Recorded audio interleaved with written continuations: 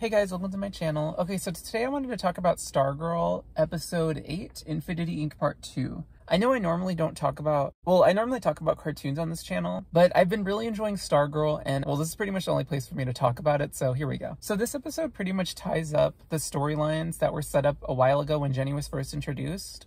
And for the most part, it doesn't include any other character except for the characters that are already involved in the story. So the only people we see are Courtney, Pat, of the Justice Society team. Courtney, Pat, and then we have Jenny, her brother, Todd, and the Shade. And then we have, okay, I don't remember her name. We have the lady that works at the Helix place. But let's just talk about what happened. Okay, so basically, Pat and the Shade were in the Shadowlands, and like Courtney and Cindy did before, they had to deal with their insecurities and their guilt and their traumas and stuff like that, which the Shade handled very poorly, could not handle it at all actually, and Pat, he tried facing it head on, but because of the Green Lantern's but the Green Lantern ring's influence on the Shadowlands caused it to go a little haywire. There was fire, yeah. So back with Courtney and Jenny, Todd is trying to get them to leave because he doesn't want to hurt them, but Courtney gets him to calm down, and his power kind of shuts off for a second, but then he sees, I assume was his caretaker, his abusive caretaker, and that sets him off again. And when Jenny goes to help him out, when she makes contact with him, there's a huge explosion. So presumably that knocks everybody out. Courtney ends up in some mysterious room that she's locked in. And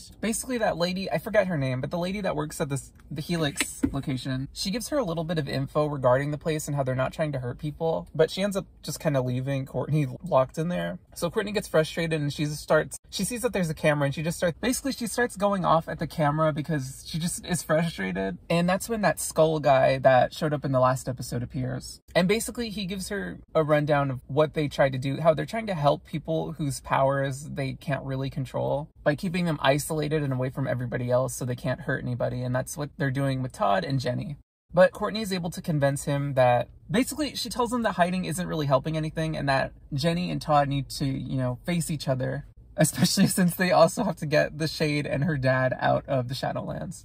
So they go to Jenny, and Jenny's scared that she's going to hurt him because, that caused a huge explosion last time. But Courtney again tells her, like, no, he needs you, come on. So yeah, they go back to Todd, and basically it all works out. Jenny holds on to Todd, they have a moment, they hug, and all's well that ends well. So the episode ends with Jenny heading off to go save, well, first of all, okay, it ends with Todd leaving Helix, even though that lady, I'm sorry, I cannot remember her name. She advises against it, but he goes ahead and leaves. And he goes with Jenny, who's apparently off to help more people. And Pat convinces the Shade to be a mentor to Todd and help him with his abilities, since he knows more about that, and maybe take this as an opportunity to redeem himself in his own eyes so that way he can forgive himself, basically. And the episode ends with Courtney and Pat heading back to Blue Valley. Courtney with the renewed spirit, and Pat with a lot obviously on his mind, considering he just came back from the Shadowlands. And that's kind of where the episode ends. Okay, so let's just talk about this episode. Okay, I really liked it. First of all, this episode doesn't include any of the characters from the Justice Society, the new Justice Society. The only characters we see in this episode that,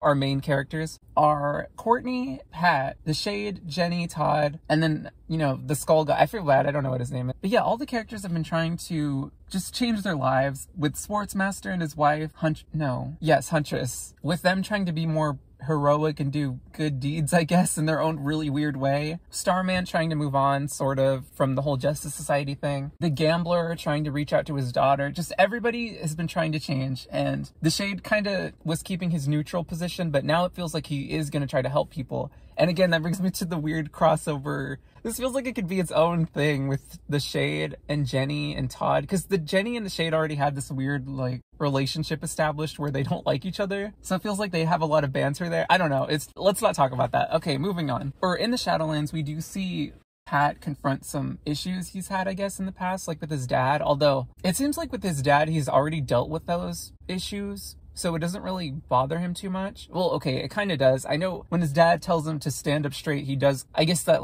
triggers him a little bit, and he, stands up straight. So he's kind of still got that ingrained to his head, but he was facing it. It didn't seem like he was having too much of an issue facing that. I think the problem really came in when Mike was brought into the picture, basically. because the Shadowlands were kind of egging him on and telling him that by keeping Mike's mom a secret and never talking about her, Mike's gonna grow up to hate him, just like how he hates his dad, even though he claims he doesn't hate his dad. I think maybe there was some resentment there. I don't know. It's interesting. So yeah, it feels like we're gonna see more of that in the next episode, maybe, or in upcoming episodes. It was interesting that was brought up. I don't think that's ever been brought up before, anything about Mike's mom or even Pat's dad. That's kind of new. Not that Pat would ever really talk about that, but Mike's, like, it doesn't seem like Mike really cares. And it also, I don't think Mike would hate his dad for any reason. I mean, we know Mike's felt isolated in the past, but right now he's kind of doing his own thing. So we'll see. But other than that, we also have Courtney, who, again, I really like Courtney this season. I know she's kind of had her issues with the whole keeping Cameron's powers a secret thing, I guess. I don't know. That was kind of, I see where her team's coming from, why they're frustrated with her, but at the same time, I don't know. It feels like something they're gonna have to get over. Okay, but anyways, I like that at the end of the episode, Courtney has renewed spirit. At first, I was really concerned when she said that she was able to help people without her staff, which, I mean, she's done that before. But anyways, when she said that, I was scared that she was gonna come to the conclusion that she needs to give up the staff. And I was like, no, Courtney, let Starman stop being Starman, please. Let Sylvester be Sylvester. But that's not what happened. She wants to patch up things with her team and, you know, actually be a hero again. Oh, also, I thought it was really funny. Well, the ending was funny because it was funny how the Shade just ditched them, even though he was their way back. So they ended up just taking a bus home. But I thought it was really funny when Courtney was talking to that lady about Helix. She was saying that this place isn't doing the right thing. Like, what you're doing here is wrong. And then she's like, hey, they can leave whenever they want to. And then Todd's just like, that's actually true. And Courtney's just like, oh. What you're doing here isn't right. All of our patients are free to go anytime they wish. No one is being held against their will. That's actually true, Courtney. Oh. I don't know why I thought that was hilarious. Oh yeah, but okay, that brings up another thing. Courtney does suspect that Helix is the one that's been keeping tabs on all of the Justice Society and is the one who put up all the cameras, which I feel like she doesn't really have any reason to believe that. There hasn't been any indication that they would do that. As the audience, it seems like maybe we would believe that just because we don't have any other suspects really. Like, who could it even be at this point? But for Courtney to believe that, it's just kind of random. It didn't really make any sense. I guess it made sense. I don't know.